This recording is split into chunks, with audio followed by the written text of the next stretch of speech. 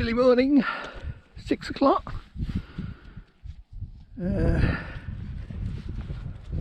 Bank holiday Sunday. Ooh, had a good night. Oh, a bit early, excuse me. About 20 to 9. Just wanted to chill out and settle. Dog settled well. Wind did pick up. There's the tent in the distance. There's a breeze. I'd say about 5 or 6 miles an hour, which is quite chilly to be honest. So I've got my fleece on.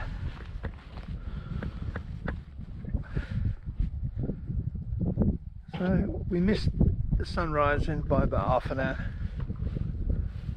But I think you get the point.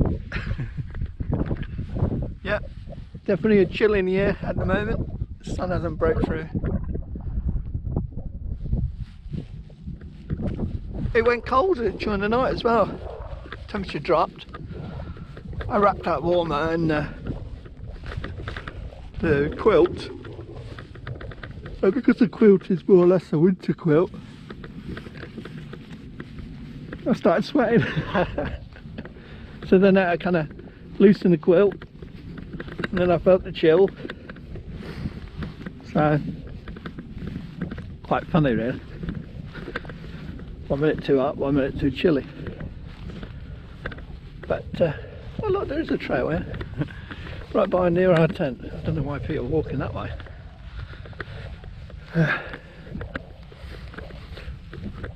But tents are good one.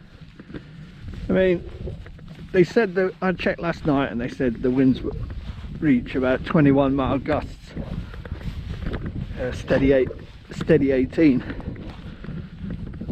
and that was supposed to be about 12 o'clock. But I would say they reached even a bit stronger. They were a bit saggy. They always are a bit saggy in the mornings, tents.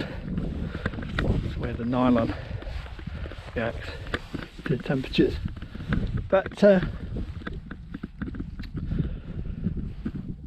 don't know if it's me in my tents in the past, but there's no condensation on these tents. No dew, no. I mean, I've been out here many times, and even on the best times, I've always had some kind of, even when it's been breezing, all that. I don't know if it's the fabric or, but there's no condensation on the inside.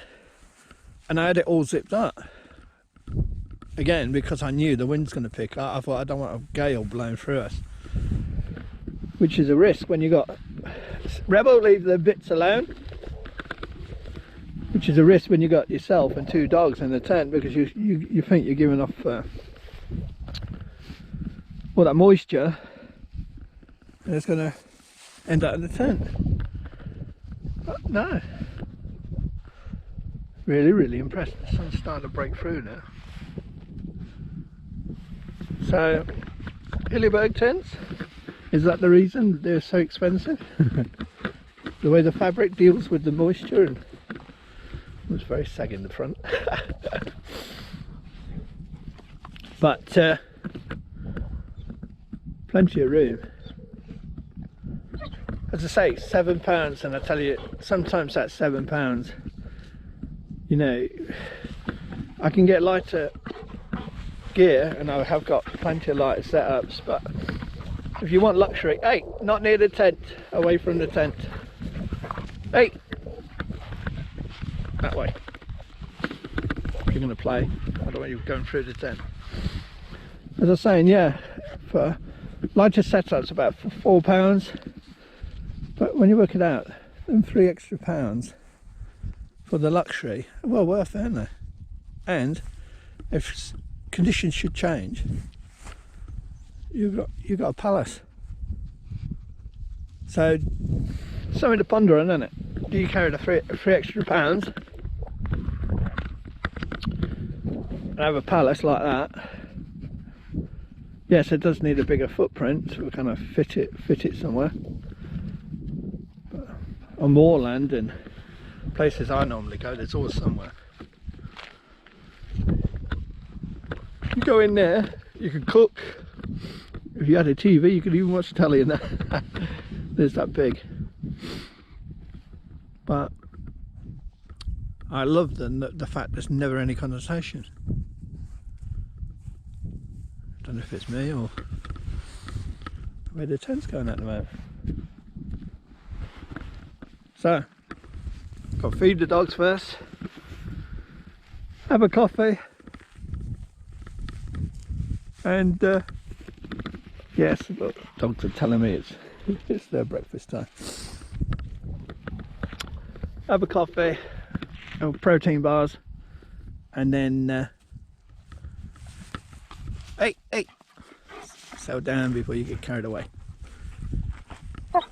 And then start packing up and heading back to Hayfield and calling it a good 3 days. And another thing, sorry I'm rambling there, but last year I did many wild camps.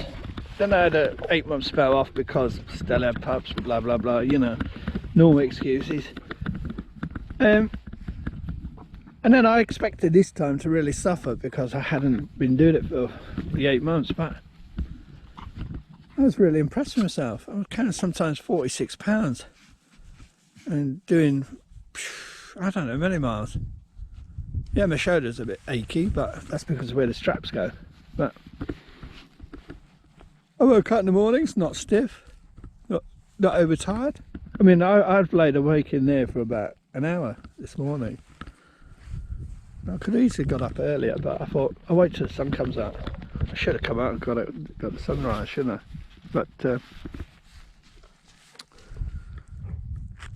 yeah, it's been a great 3 days. I advise anyone that thinking of doing it or wanting to do it, if you go about it the right way and get your fitness up, that's what I think happened. During those 8 months I was doing 8 and 10 mile walks with the dogs, so I was always keeping my kind of fitness and hiking kind of pattern up, so it's just carrying the pack. And I also think when you come out of places like this you pick up anyway, don't you? You're so happy to be out in the peace and tranquility. And oh, before I do go, last night, 7:30, I don't know if I said it on this or on the phone, because I've been filming on the phone as well. I'd set the tent out, I was getting ready to have dinner, and I said I could hear voices on one of them. It was over the phone or the GoPro. Eventually I saw a group of people along the walk going towards Seal Edge, and then they doubled back, and then they came back again, and then they started shouting help. I was like, oh no. So I went, left my dinner, put the dogs on the lead, went over there because they had a little white dog with them, and they were lost. They couldn't find their way back to Snake Pass Inn, and they were heading along Seal Edge and along Kinder. And I said, no. So I sat them down. This is like 7:30, and I said, stick to the path, don't stray, and I'll keep that stream to you, you'll be fine. And they said, how long will it take? And I said, so where you're going, about an hour and a half. So let's be careful though, there's some steep spots. But good God, if I wasn't here, because they didn't know to go down that gully with Fairbrook, they would have been heading along Kinder, and then it would have got dark, and they were in t-shirts, shorts, and with a little white dog, so things could have turned really risky. I know it's a good night, but I mean, walking along there in the dark with no light, tripping and falling, no. So done a good deed for the night. Right, better go, rambling. See you in a bit. 8:06, that's where we were. No trace left, just some flattened grass. Well, not too bad a spot, to be honest. I felt I was sliding this way sometimes, but which there is a slight slant in there. Just seen it. It's 15.2 and there's a breeze of about 5.1 mile per hour. Checked it on the Kestrel. It's a good, handy little gadget to have that, because your body sometimes can say it's colder or warmer than you think it is. But the sun is out in full blast now, and that breeze is nice and cool. We've got about a 3-hour walk back. We're taking it steady, we're not racing. It's doddle, I've done it hundreds of times. Back to Hayfield. Dogs are ready, I'm ready. I'm going to be filming along the way, because I should get back to the car for about, what's it now, 8:06, about 11:15. That's kind of, if I don't start chatting to everyone on the way. Dogs have had plenty of water, they've left water. Typical, innit? I carry too much water out, but you can never be safe. Grouse have been in the distance making a noise telling us to clear off, so we've overstayed our welcome. Haven't seen a soul this morning, which I'm surprised, because look at the weather.